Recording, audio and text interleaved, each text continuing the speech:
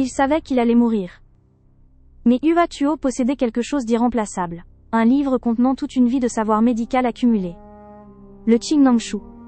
Le livre du sac vert. La formule du Mafeisan. Les techniques chirurgicales. Des milliers de prescriptions et de remèdes secrets. Tout était consigné dans ce seul ouvrage. Hua Tuo a tendu le livre au gardien de prison. Prenez ce livre et transmettez-le au monde. Grâce à lui, d'innombrables vies pourront être sauvées. Mais le gardien était terrifié. Cao avait déclaré Hua Tuo traître. Accepter ce livre, était risquer le même sort. Je vous en prie, prenez-le. C'est de la médecine, pas de la trahison. Guillemets double. Le gardien a refusé. Il a secoué la tête. Hua Tuo est resté là, debout. Un long moment. Puis, calmement, il a demandé qu'on lui apporte du feu. Et il a jeté le Qing Nang Shu dans les flammes. Des larmes ont-elles coulé des yeux de Hua Tuo?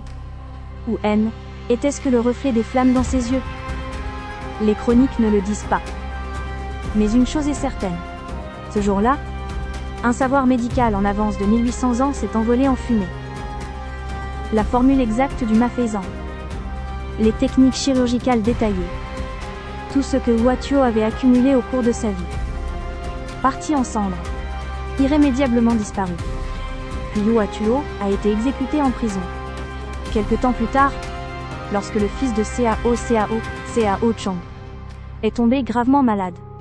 Cao aurait soupiré. Je regrette d'avoir fait tuer Hua Tuo. Il n'y a plus personne pour sauver mon enfant.